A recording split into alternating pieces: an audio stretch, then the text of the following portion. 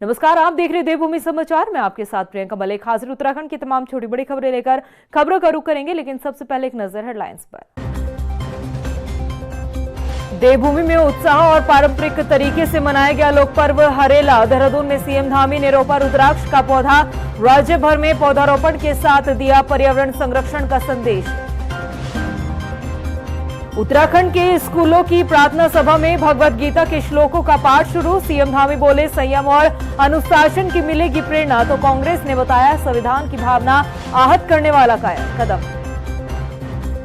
देहरादून में 4 महीने से धरने पर बैठे एलटी शिक्षकों को मिला कांग्रेस का साथ। करण महारा ने सरकार पर साधा निशाना, चयनित अभ्यर्थियों की अनदेखी का लगाया आरोप। और उत्तराखंड में नशा मुक्ति केंद्रों को लेकर स्वास्थ्य विभाग सख्त। नियमों का उल्लंघन करने पर होगा एक्शन। लाखों के जुर्माने के साथ हो सकती है 6 महीने की जेल। हेडलाइंस के बाद बुलेटिन में खबरें विस्तार से। बुधवार को उत्तराखंड का लोक पर्व हरेला पूरे प्रदेश भर में उत्साह के साथ मनाया गया। इस मौके पर जगह जगह पौधारोपण कार्यक्रम का आयोजन हुआ। देहरादून स्थित गोरखा मिलिट्री इंटर कॉलेज में प्रदेश का मुख्य कार्यक्रम आयोजित किया गया। यहां पर सीएम पुष्कर सिंह धामी ने रुद्राक्ष का पौधा रोपकर हरेला की शुभकामनाएं दी। इस मौके पर वन मंत्री सुबोध उनियाल और कृषि मंत्री गणेश जोशी ने भी पौधारोपण किया। सीएम धामी ने कहा कि उत्तराखंड में प्रकृति संरक्षण, जीव जंतुओं के लिए फलदार वृक्ष लगाने के साथ ही प्रदेश के जल स्रोतों का संरक्षण करना हम सब की प्राथमिकता होनी चाहिए। आज बहुत ही शुभ दिन है और हमारा प्रकृति पूजन, पर्यावरण संरक्षण के प्रति हमारे पूर्वजों के द्वारा बहुत लंबे समय से मनाया जाता रहा हरेला पर्व है। और इस पर्व पर आज हमने प्रकृति का पूजन भी किया है और साथ ही पौधों का रोपण भी किया है। और आज के दिन हमने पूरे प्रदेश के अंदर न्यूनतम 5 लाख पौधे, 7 लाख पौधे रोपने का आज लक्ष्य लिया है।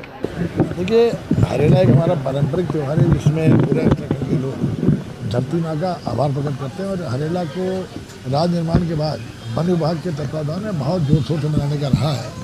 और 2022 में जब हम लोगों ने हरेला मनाया तो ये प्रावधान किया कि इसमें 50% फलदार पेड़ लगाने अनिवार्य होंगे। और इस वर्ष हमारा लक्ष्य, पिछले वर्ष हमारा लक्ष्य 1 करोड़ 14 लाख पेड़ों का था। इस बार हम लोगों ने 1.5 करोड़ का लक्ष्य रखा है और इसमें भी 50% पेड़ फलदार लगेंगे। और आज की तारीख में 7 लाख के लक्ष्य के अगेंस्ट भी आपने देखा डिस्प्ले हो रहा था। वहीं सीएम पुष्कर सिंह धामी ने हाल ही में दिल्ली दौरे पर पीएम मोदी से हुई अपनी मुलाकात को सार्थक बताया है। सीएम धामी ने कहा कि इस मुलाकात के दौरान प्रदेश हित से जुड़े कई मुद्दों पर चर्चा हुई। मुख्यमंत्री ने कहा कि पीएम मोदी उत्तराखंड से बेहद लगाव रखते हैं और यही वजह है कि प्रधानमंत्री के नेतृत्व में राज्य में कई योजनाएं आगे बढ़ रही है। प्रधानमंत्री जी हमारे राज्य को भली भांति जानते हैं, उनके हृदय में उत्तराखंड बसता है। उनके प्रधानमंत्री बनने के बाद अनेक योजनाएं राज्य के लिए शुरू हुई हैं। वर्तमान में हमारी 4 धाम यात्रा है, आदि कैलाश यात्रा है, कैलाश मानसरोवर यात्रा है, कांवड़ यात्रा है और रास्ता हमारी अगले वर्ष होने वाली नंदा राजजात है और साथ में कुंभ भी हमारा होने वाला है। तो उन सभी पर आदरणीय प्रधानमंत्री जी का मार्गदर्शन लिया है और उनकी प्रेरणा से हम इन सभी कामों को तेजी से आगे बढ़ाएंगे, इनको ऐतिहासिक बनाएंगे। और अब बात एक बार फिर से हरेला पर्व की। न सिर्फ देहरादून बल्कि पूरे राज्य में अलग अलग स्थानों से हरेला पर्व की कुछ तस्वीरें सामने आई है। उत्तरकाशी में प्रशांत आर्य जो कि जिलाधिकारी है, उन्होंने पौधारोपण किया और पर्यावरण के साथ ही सांस्कृतिक कार्यक्रमों में हिस्सा लिया। इसके साथ ही टिहरी के भिलंगना में भी विधायक शक्तिलाल शाह ने पौधारोपण किया। वहीं मसूरी में भी वन विभाग के जरिए अलग अलग प्रजाति के पौधे रोपे गए हैं। इसके साथ ही हरेला पर्व की शुभकामनाएं दी गई। पारंपरिक सांस्कृतिक कार्यक्रम है जिसमें पर्यावरण और जन आपस में जुड़कर उसको एक इकोसिस्टम का रूप देते हैं। माननीय मुख्यमंत्री जी के निर्देश में चूँकि यह एक जन सहभागिता का कार्यक्रम बन चुका है, तो आज उसी के तहत यहाँ आप देख ही रहे हैं, हम डीएफओ साहब का नेतृत्व में आपका टीम रही, हमारा एनडीआरएफ की टीम है, माननीय विधायक जी का मुख्य आतिथ्य में हम लोगों ने आज ये प्रारंभ किया हरेला कार्यक्रम। सर्वप्रथम मैं पूरे प्रदेशवासियों को, अपने शहरवासियों को हरेला पर्व की हार्दिक शुभकामनाएं देता हूँ। पूरे प्रदेश में हरेला पर्व हमारे पूर्व मुख्यमंत्री हरीश रावत जी की जब वो मुख्यमंत्री थे तब से इसकी शुरुआत हुई और आज भी बहुत भव्य रूप में इसे मनाया जाता है। ये हरेला, मैं सबसे पहले तो हरेले की पूरे प्रदेशवासियों को, विशेषकर विधानसभा घनसाली के लोगों को बहुत बहुत शुभकामनाएं देता हूँ, बहुत बहुत बधाई देता हूँ। पूरा उत्तराखंड के अंदर आज हरेला पर्व, पूरे विश्व के अंदर, पूरे भारत के अंदर हरेला पर्व बड़े धूमधाम से मनाया जाता है। मैं खुद ही सुबह से 3 वृक्ष लगा के आया हूँ। वहीं रुद्रपुर में भी हरेला पर्व मनाया गया है। आपको बता दें कि स्पोर्ट्स स्टेडियम, कलेक्ट्रेट और कैंप कार्यालय में जिलाधिकारी समेत तमाम अधिकारियों ने पौधारोपण किया। इस मौके पर डीएम नितिन सिंह भदौरिया ने कहा कि सभी लोगों को एक पेड़ मां के नाम जरूर लगाना है। प्रथम मैं सभी लोगों को हरेला की शुभकामनाएं देना चाहूँगा। आज हम लोग ये देख रहे हैं कि लोग ज़्यादा से ज़्यादा निकलकर, अपने घरों से निकलकर पेड़ लगा रहे हैं। हम लोगों ने जो भी कार्यक्रम आयोजित किए उसमें न केवल हमारे कार्यालय के लोग बल्कि स्कूली छात्र छात्राएं ने भी प्रतिभाग किया है और ये एक मैसेज जाता है सबके माध्यम से कि प्रकृति कितनी हमारे लिए महत्वपूर्ण है और इसका संरक्षण हमारे फ्यूचर की जनरेशन्स के लिए बहुत बहुत महत्वपूर्ण है। तो इसी संदेश के साथ हम लोग चाहेंगे कि सभी लोग एक एक पेड़ माँ के नाम जरूर लगाएं, जो हमारी प्रधानमंत्री जी और माननीय मुख्यमंत्री जी की भी अपील है। तो सभी से अनुरोध होगा एक पेड़ माँ के नाम जरूर आज समर्पित करें। उत्तराखंड के स्कूलों में अब बच्चों को गीता के श्लोक पढ़ाए जा रहे हैं, जिस पर सीएम पुष्कर सिंह धामी का कहना है कि आदिकाल से ही श्रीमद् भगवत गीता ऐसा ग्रंथ है जो व्यक्ति में संयम, अनुशासन और नियमों पर चलने की प्रेरणा देता है। ऐसे में अगर स्कूलों में बच्चे गीता के श्लोक पढ़ेंगे तो उनमें संस्कार पैदा होंगे। वो जिस भी क्षेत्र में जाएंगे समाज और देश हित के लिए काम करेंगे। जो भगवान श्री कृष्ण के मुख से अर्जुन को दिया हुआ ज्ञान है और वो ज्ञान व्यक्ति अगर आत्मसात कर ले तो उसके समूचे जीवन भर काम आता है। अच्छे संस्कार उनके अंदर आते हैं, न्याय करना सीखता है, कर्मशील होता है और कर्म प्रधान मानते हुए जीवन में हर क्षेत्र में आगे बढ़ता है। और ये हमारे यहाँ हमने शिक्षा विभाग की समीक्षा बैठक में तय किया था कि सभी हमारे विद्यालयों में गीता पाठ कराया जाएगा, गीता का सभी को ज्ञान मिले, हमारे बच्चे जीवन में आगे बढ़े। इसकी अब शुरुआत हो गई है। ये देवभूमि है, देवभूमि में निश्चित रूप से कर्म धर्म सभी पर विशेष ध्यान होना चाहिए। हमारे बच्चों का भी उस दिशा में ज्ञान होना चाहिए, तो बच्चों को उस दिशा में प्रेरित किया जा रहा है। हालांकि कांग्रेस के प्रदेश अध्यक्ष करण महारा ने इस तरह के धार्मिक श्लोकों को स्कूल में सभी के लिए अनिवार्य करने पर सवाल उठाए हैं। करण महारा ने कहा कि ये गीता के श्लोकों को स्कूलों में उनकी जो प्रार्थना सभा है उसमें पढ़ाया जाना शैक्षणिक संस्थानों के लिए बने नियमों के खिलाफ है। देखिए, हमारे संविधान की 29(1) जो अनुच्छेद है उसमें स्पष्ट किया गया है, जिसमें सरकारी अनुदान से शिक्षण कार्य चलेगा। उसमें किसी एक धर्म के विषय में आप पढ़ाई लिखाई नहीं कर सकते, आपको सबको लेके चलना पड़ेगा। भारत की जो संस्कृति है वो भी मिली जुली संस्कृति है, इसमें सभी धर्मों को मानने वाले लोग हैं। और मेरा ये मानना है कि अगर पर्सनैलिटी डेवलपमेंट के लिए या लोगों के विकास के लिए अगर ये गीता को पढ़ाने की बात हो रही है तो सभी धर्मों की जो पुस्तकें हैं उनमें जो अच्छी बात है उनको समाहित करना चाहिए और सरकार को बाज आना चाहिए। हर चीज़ में धर्म को लेके आते हैं, कभी कुछ और जो है इन्होंने लोकतंत्र का मजाक बना रखा। हालांकि गीता एक बहुत पवित्र ग्रंथ है। भले ही कांग्रेस इसे गलत बता रही हो, लेकिन मुस्लिम धर्म गुरुओं ने सरकार की इस पहल का स्वागत किया है। मदरसा बोर्ड के अध्यक्ष मुफ्ती शमून काजमी ने कहा कि मुख्यमंत्री के नेतृत्व में उत्तराखंड लगातार आगे बढ़ रहा है और इस तरह की पहल से सांप्रदायिक सौहार्द भी मजबूत होगा और सभी लोगों में भाईचारे की भावना पैदा होगी। आज ये बात कहते हुए फख्र महसूस कर रहा हूं कि इन निर्णयों से लोगों के अंदर एक भाईचारा भी स्थापित होगा, समन्वय भी बनेगा। कहना चाहता हूं कि जब संस्कृत के श्लोक लोगों के सामने ट्रांसलेट होकर के आएंगे तो उन्हें यह मालूम हो जाएगा कि कितने दूर कितने पास, हमारी दूरियां कितनी हैं और हम कितने करीब हैं। हमने इसीलिए मदरसों के अंदर संस्कृत को इंट्रोड्यूस कराने के लिए, उन बच्चों को पढ़ाने के लिए हमने संस्कृत विभाग से MOU करने का जो निर्णय लिया है वो इन्हीं उद्देश्यों को लेकर के लिया है। तो मैं आज ये बात कहना चाहूंगा कि हम मदरसों के अंदर भी संस्कृत को इसीलिए बढ़ावा देना चाहते हैं कि ताकि हमारी दूरियां कम हो। उत्तराखंड के रुद्रपुर में 19 जुलाई को 1 लाख करोड़ की ग्राउंडिंग सेरेमनी का आयोजन होने जा रहा है, जिसमें मुख्य अतिथि के तौर पर केंद्रीय गृह मंत्री अमित शाह शिरकत करेंगे।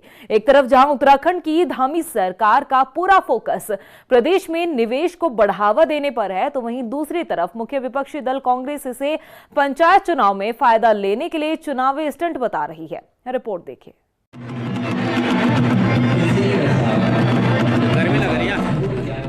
उत्तराखंड में 19 जुलाई को केंद्रीय गृह मंत्री अमित शाह रुद्रपुर शहर के दौरे पर रहेंगे। साल 2023 में देहरादून में हुए इन्वेस्टर ग्लोबल समिट में एमओयू के ग्राउंडिंग कार्यक्रम को लेकर 19 जुलाई को रुद्रपुर में औद्योगिकी प्रदर्शनी का आयोजन किया जाएगा। वहीं इस दौरान कार्यक्रम में देश के बड़े औद्योगिक घरानों के लोग भी शामिल होंगे।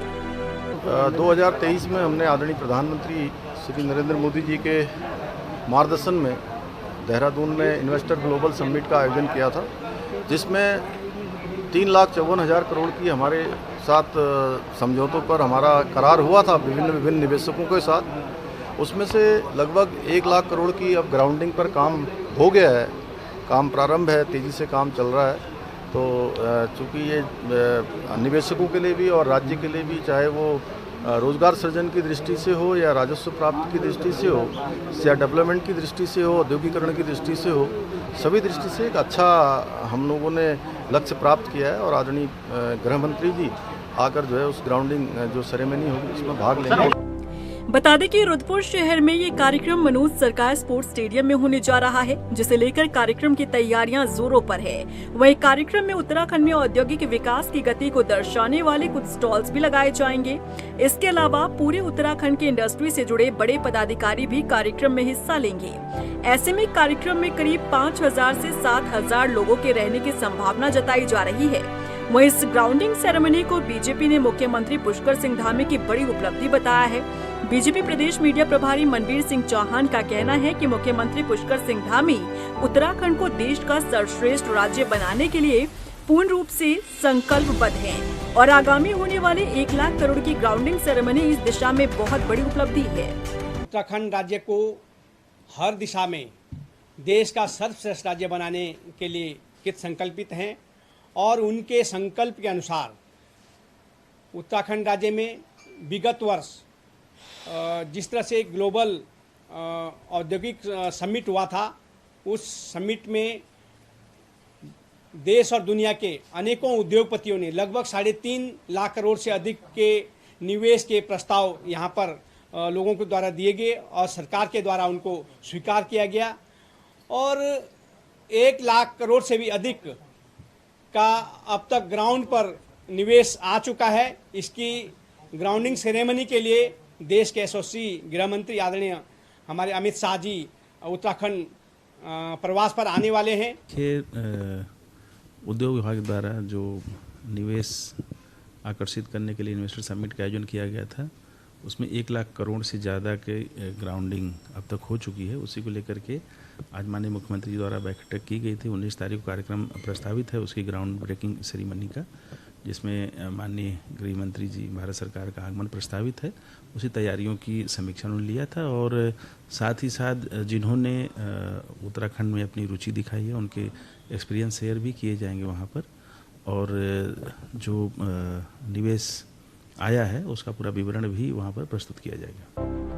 वहीं इस कार्यक्रम के दौरान उत्तराखंड में निवेश करने वाले उद्यमियों से फीडबैक लिया जाएगा। साथ ही एमओयू करने वाले निवेशकों को राज्य में उद्योग लगाने के लिए प्रोत्साहित किया जाएगा। लेकिन वहीं दूसरी तरफ मुख्य विपक्षी दल कांग्रेस का कहना है कि सरकार को सबसे पहले एक श्वेत पत्र जारी करना चाहिए, जिसमें ये बताना चाहिए कि कौन कौन सी कंपनियां कितना निवेश कर रही है और सरकार ये भी बताए कि आखिर प्रदेश में जब आचार संहिता लागू है तो कैसे इन कार्यक्रमों का आयोजन हो रहा है। देखिए, मैंने आप लोगों के माध्यम से एक मांग की थी कि श्वेत पत्र जारी करें, कितना कौन सी कंपनी इन्वेस्ट कर रही है। उसमें वही कंपनियां थी जो ऑलरेडी उत्तराखंड में काम कर रही थी ज़्यादातर, या फिर जिसने 1 लाख करोड़ कहा तो वो 10,000 का एमओयू कर रहा था। इस तरीके की घटना हुई है। अभी भी जो अमित शाह को हल्द्वानी लाके कार्यक्रम करने की कोशिश हो रही है, केवल पंचायत चुनाव को प्रभावित करने का एक भोंडा कार्यक्रम है और आचार संहिता के बीच में हो कैसे रहा है, ये भी एक आश्चर्य की बात है। 19 जुलाई को होने वाली ग्राउंडिंग सेरेमनी कार्यक्रम में जहां एक और कई बड़े औद्योगिक घरानों के लोग शामिल होंगे, तो वहीं सरकार उत्तराखंड में निवेश को और अधिक बढ़ावा देने के लिए उनसे फीडबैक भी लेगी, ताकि आगे आने वाले समय में निवेश का ग्राफ तेजी के साथ बढ़ सके और साथ ही ज्यादा से ज्यादा लोगों को रोजगार भी मिल सके। लेकिन अब ऐसे में देखना होगा कि इस कार्यक्रम के बाद प्रदेश की धामी सरकार राज्य में निवेश के और कितने आयाम स्थापित कर पाती है। राजधानी देहरादून में एलटी शिक्षकों के धरने पर पहुंचे कांग्रेस नेताओं ने सरकार पर निशाना साधा है। कांग्रेस के प्रदेश अध्यक्ष करण महारा ने आरोप लगाया कि धामी सरकार जानबूझकर चयनित अभ्यर्थियों को नियुक्ति नहीं दे रही है। वहीं करण महारा ने 25 जुलाई को हाईकोर्ट में होने वाली सुनवाई में राज्य के मुख्य अधिवक्ता खुद मौजूद रहकर एलटी शिक्षकों का पक्ष मजबूती के साथ रखने का आग्रह किया। वहीं धरने दे रहे चयनित एलटी अभ्यर्थियों ने बताया कि वो पिछले 4 महीने से धरना दे रहे हैं। समय समय पर आयोग और शिक्षा मंत्री का दरवाजा भी खटखटाते हैं, लेकिन अभी तक नियुक्ति को लेकर किसी भी तरह का कोई आश्वासन नहीं मिला है। एलटी के जो हमारे चयनित अभ्यर्थी हैं, पिछले 5 महीने से लगातार ये लोग संघर्ष कर रहे हैं। हालात ऐसे कर दिए जैसे अंग्रेजों का शासन होगा। सब अच्छे घरों के पढ़े लिखे बच्चे हैं और निदेशालय से बाहर खदेड़ा। आज ऐसी बारिश में, धूप में ये लोग इस तरीके से सड़क के किनारे बैठने के लिए मजबूर हैं और योग्य हैं और चयनित हैं। सबसे बड़ी बात है, इनका पक्ष रखने के लिए सरकार के मुख्य अधिवक्ता को कोर्ट में इनका पक्ष रखना चाहिए था, लेकिन दुर्भाग्य के साथ ये कहना पड़ रहा है कि सरकार का ध्यान नहीं है। सर, अभी तो इस धरने में तो हमको 91 दिन हो गए, जिसमें 3 महीने पूरे हुए। आज हमारा 92वां दिन है। सर, हम एलटी नियुक्ति को लेकर यहाँ बैठे हैं। हमारे विगत 6 महीने से नियुक्ति प्रक्रिया रुकी हुई है। हमें सिर्फ अपॉइंटमेंट लेटर जारी होना था सर, लेकिन सरकार के डिले रवैया, उनके झूठे आश्वासन के चक्कर से आज हम चयनित शिक्षक आपके सामने देखो इस तरीके से सड़क के किनारे बैठे हैं। और हमें अभी प्रदेश के दुर्गम क्षेत्रों में अपने नौनिहालों का भविष्य तैयार करना था, उनके लिए कुछ करना था, लेकिन आप देख ही रहे होंगे स्थिति, हम इस तरीके से धरने में बैठने को मजबूर है। वहीं रुद्रपुर की जयनगर ग्राम सभा में कांग्रेस समर्थित प्रत्याशी जगदीप सिंह विर्क ने प्रधान पद के लिए प्रचार किया है। इस दौरान उन्होंने डोर टू डोर जाकर लोगों से वोट की अपील की। उधर बीजेपी समर्थित प्रत्याशी कविता नेगी ने भी प्रचार प्रसार किया। क्षेत्र की जनता से समर्थन मांगते हुए उनसे कई वादे भी किए हैं। अभी हम चुनाव प्रचार में हैं। कल हमें चुनाव निशान मिला है, सिंबल मिला है। हमारा चुनाव निशान है आइसक्रीम। आइसक्रीम हमारा चुनाव निशान है। इसी पे हम लोग आज प्रचार कर रहे हैं। घर घर जाकर लोगों को, अपने भाइयों को, बहनों को, सबको बता रहे हैं कि हमारा जो चुनाव निशान है वो आइसक्रीम है और उस पे ही आप लोग मोहर लगाइए और भारी मतों से हम लोगों को विजय बनाइए। और बाकी हम ग्राम पंचायत के मुद्दों को लेकर पंचायत के अंदर अपने ग्रामवासियों के हर घर तक हम पहुंच रहे हैं। इससे पहले भी यहाँ पे प्रधान रह चुके हैं, पर जब हम यहाँ पे आए 5-6 मतलब हो गए हमें कम से कम 7 साल, तो हमने तो यहाँ पे कोई प्रोग्रेस देखी नहीं। और जो कार्य हमने यहाँ पे किए हैं वो हमें बताने की ज़रूरत नहीं है, वो जनता खुद बताएंगी कि हमने यहाँ पे क्या कार्य किया अपनी बहनों के लिए या फिर अपनी आम जनता के लिए। जो मेरे पीछे इतनी भीड़ खड़ी हुई है, अभी तो कम है हमारी बहनें, इससे भी ज़्यादा सुबह के टाइम पे आती हैं, तो ये खुद बताएंगी कि हमें वोट देना चाहिए तो क्यों देना चाहिए। 2 दिन पहले केदारनाथ में प्रतिबंध के बावजूद हेलीकॉप्टर ले जाने पर डीजीसीए और यूकाडा ने एक्शन लिया है। इस मामले पे प्राइवेट कंपनी हेरिटेज एविएशन को नोटिस भेजने के साथ ही मामले की जांच शुरू कर दी गई। आपको बता दें कि मौसम खराब होने की वजह से हेलीकॉप्टर को एक दिन वहीं पर रुकना पड़ा। अगले दिन जब मौसम साफ हुआ तभी उड़ान भरी गई। दरअसल इन दिनों मानसून का सीजन चल रहा है, जिसकी वजह से केदारनाथ धाम के लिए हवाई सेवाओं पर पूरी तरह से रोक लगाई गई है। डीजीसीए की ओर से केदारनाथ के लिए हेली सेवाओं पर प्रतिबंध लगाया गया है। अभी तक केदारनाथ हादसों की जांच का खुलासा भी नहीं हुआ है, लेकिन इसी बीच सोमवार को एक हेलीकॉप्टर केदारनाथ में लैंड किया है, जो सोमवार की रात को भी वहीं रहा। सवाल यह है कि आखिर यह हेलीकॉप्टर किसकी अनुमति से वहां गया और इसमें कौन विशेष अतिथि वहां पर यात्रा के लिए गया। आम तीर्थ यात्री और विशेष के बीच में आखिर यह अंतर क्यों है। वहीं केदारनाथ धाम में श्रावण मास के मौके पर विशेष पूजा अर्चना का आयोजन किया गया। तीर्थ पुरोहितों ने वैदिक मंत्रोच्चारण के साथ महाअभिषेक और रुद्राभिषेक अनुष्ठान को संपन्न किया। इस मौके पर बड़ी संख्या में श्रद्धालु भी मौजूद रहे। श्रद्धालुओं ने शिवलिंग पर जल, बेलपत्र और दूध अर्पित कर आशीर्वाद लिया। वहीं आचार्य संतोष त्रिवेदी ने बताया कि विशेष पूजा अर्चना में देश और प्रदेश की खुशहाली की कामना मांगी गई। आज पवित्र श्रावण मास की षष्ठी तिथि और आज ही से सौर मास भी, संक्रांति की सौर मास से आज ही से ही पूरे उत्तराखंड में पवित्र श्रावण मास को माना जाता है। आज ही से व्रत, उपवास, भगवान की विशेष पूजा अर्चना और एक एक व्यक्ति, एक एक प्राणी शिवमय इस श्रावण मास में हो जाता है। और आज इसी के उपलक्ष्य में बाबा केदार के गर्भगृह में विशेष पूजा अर्चना की गई। उत्तराखंड में नशा मुक्ति केंद्रों में अनियमितता और शिकायतों का मामला गंभीर होता जा रहा है। कई निजी नशा मुक्ति केंद्रों पर मानकों का उल्लंघन, मरीजों के साथ दुर्व्यवहार, मारपीट और मनमानी फीस वसूलने जैसे गंभीर आरोप लगातार लगते रहते हैं और इस तरह के मामले सामने भी आते रहते हैं, जिसे देखते हुए अब स्वास्थ्य विभाग ने सख्त रुख अपनाया है और नियमों का उल्लंघन करने वाले नशा मुक्ति केंद्रों पर एक्शन का प्लान तैयार कर लिया है। रिपोर्ट देखिए। उत्तराखंड में नशा मुक्ति केंद्रों में अनियमितता और शिकायतों के मामले लगातार सामने आ रहे हैं। कई निजी नशा मुक्ति केंद्रों पर मानकों का उल्लंघन किया जा रहा है तो कहीं मरीजों के साथ दुर्व्यवहार की शिकायतें सामने आ रही हैं, जिसे लेकर स्वास्थ्य विभाग सख्त नजर आ रहा है। 2018 में लागू मानसिक स्वास्थ्य देखभाल अधिनियम 2017 के बावजूद इन केंद्रों की निगरानी और नियमों के पालन में कमी रही है। पहले इन केंद्रों के लिए कोई स्पष्ट नियमावली नहीं थी, जिसके कारण अपंजीकृत केंद्र बेलगाम संचालित हो रहे थे। कुछ मामलों में मरीजों के शरीर पर चोट के निशान और यातना की शिकायतें सामने आई। कुछ समय पहले क्लेमेंट टाउन के नशा मुक्ति केंद्र में एक युवक की मौत का मामला सामने आया था। युवक का जब पोस्टमार्टम कराया गया तो पोस्टमार्टम रिपोर्ट में युवक के शरीर पर 10 से अधिक चोट के निशान पाए गए। इन सभी शिकायतों को देखते हुए अब उत्तराखंड सरकार द्वारा सख्त कदम उठाए गए हैं।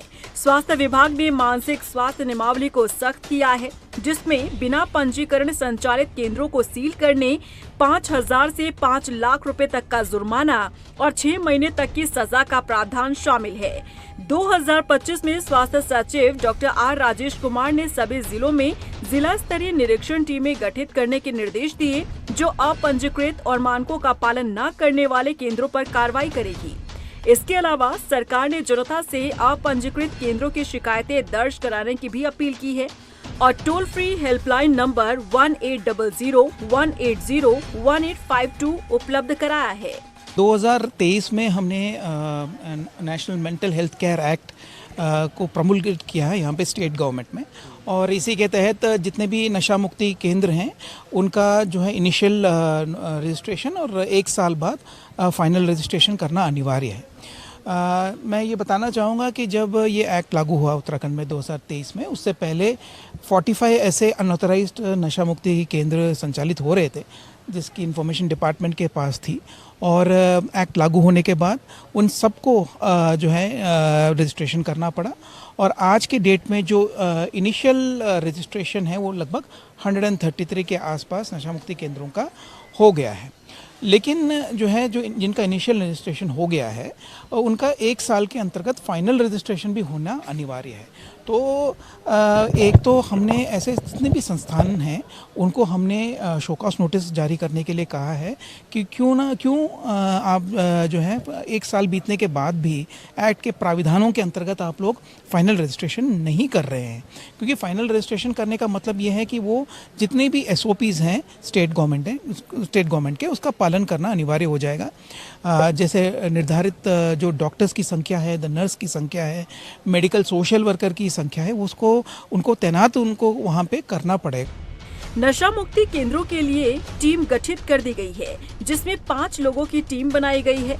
प्रभारी स्वास्थ्य महानिदेशक सुनीता टमटा ने कहा कि काफी समय से जो शिकायतें आ रही थी उन्हीं के लिए अब नशा मुक्ति केंद्रों पर सख्ती की गई है। हमारे राज्य में राज्य स्तरीय मानसिक स्वास्थ्य प्राधिकरण का जो है वो हो चुका है, एस्टेब्लिशमेंट हुआ है और ये इसको हुए 3-4 साल हो चुके हैं और ये एक्टिव फेज़ में अब धीरे धीरे आ रहा है। और इसी के रिगार्डिंग हमारे सचिव साहब जो कि इनके अध्यक्ष भी हैं हमारे, उन्होंने एक मीटिंग ली थी अभी 3-4 दिन पहले और कुछ दिशा निर्देश उनके द्वारा दिए गए थे जो कि राज्य में को पालन करना है राज्य में।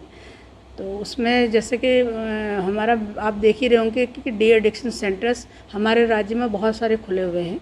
आपको पता होगा सबसे ज़्यादा देहरादून में ही हमारे हैं, मोर देन 70-80 के अराउंड खुले हुए हैं। लेकिन क्या है कि जो और भी ज़्यादा खुले हैं, इन्होंने तो रजिस्ट्रेशन किया है। तो सर का जो सचिव सर के जो आदेश हैं तो उनका कहने का मतलब है कि जो भी राज्य में अगर डी एडिक्शन सेंटर खुले तो उनको रजिस्टर्ड कराना है यहाँ पर स्टेट मेंटल हेल्थ अथॉरिटी में। उत्तराखंड में सरकार लगातार नशा रोकने के लिए समय समय पर अभियान चलाती रही है। अब नशा मुक्ति केंद्रों पर सख्ती के बाद उम्मीद है कि अनियमितताओं पर अंकुश लगेगा और नशा मुक्ति केंद्रों में सुधार होगा। वहीं इस साल कांवड़ यात्रा में पुलिस प्रशासन ने बड़े डीजे पर प्रतिबंध लगाया हुआ है ताकि यात्रा को शांतिपूर्ण तरीके से संपन्न कराया जा सके। ऐसे में गाजियाबाद से आए कांवड़ियों ने छोटा डीजे बनाया है जो हर किसी के लिए आकर्षण का केंद्र बना हुआ है। कांवड़ियों ने बताया कि बड़े डीजे पर लगी पाबंदी के बाद उन्होंने छोटे खिलौने जैसी गाड़ी में डीजे तैयार किया है। चलता है, बैटरी डाउन है इसमें, इसलिए दिक्कत। कहीं जब पंडाल मिलेगा तो चार्ज कराएंगे, इसके बाद चलाएंगे इसे। पूरे रास्ते चलते रहेगा, 7-8 घंटे चलते रहेगा, फिर बैटरी फिर चार्ज करना पड़ेगी। बस मन कर गया था लाने का, न सब छोटे डीजे बंद हो रहे हैं, बड़े डीजे तो हमने छोटा सेटअप करके लाए। अरे ये बोले इनसे कोई मतलब नहीं हमारा, वो बोले ये कि हमसे प्यार बनाए रहे। क्या अभी छोटी ला रहे हैं, क्या आगे चल के कुछ और भी हो बड़ा करें हम। अभी इस पे है टाटा पे है, ये छोटी मिनी टाटा पे, पिछली साल ट्रोले पे ले आएंगे। और प्रदेश की खबरों में इतना ही, फिर हाजिर होंगे कुछ और खास खबरों के साथ। तब तक के लिए मुझे दे इजाजत, नमस्कार। देवभूमि में उत्साह और पारंपरिक तरीके से मनाया गया लोक पर्व हरेला। देहरादून में सीएम धामी ने रोपा रुद्राक्ष का पौधा, राज्य भर में पौधारोपण के साथ दिया पर्यावरण संरक्षण का संदेश। उत्तराखंड के स्कूलों की प्रार्थना सभा में भगवत गीता के श्लोकों का पाठ शुरू। सीएम धामी बोले संयम और अनुशासन की मिलेगी प्रेरणा, तो कांग्रेस ने बताया संविधान की भावना आहत करने वाला कदम। देहरादून में 4 महीने से धरने पर बैठे एलटी शिक्षकों को मिला कांग्रेस का साथ। करण महारा ने सरकार पर साधा निशाना, चयनित अभ्यर्थियों की अनदेखी का लगाया आरोप। और उत्तराखंड में नशा मुक्ति केंद्रों को लेकर स्वास्थ्य विभाग सख्त, नियमों का उल्लंघन करने पर होगा एक्शन। लाखों के जुर्माने के साथ हो सकती है 6 महीने की जेल।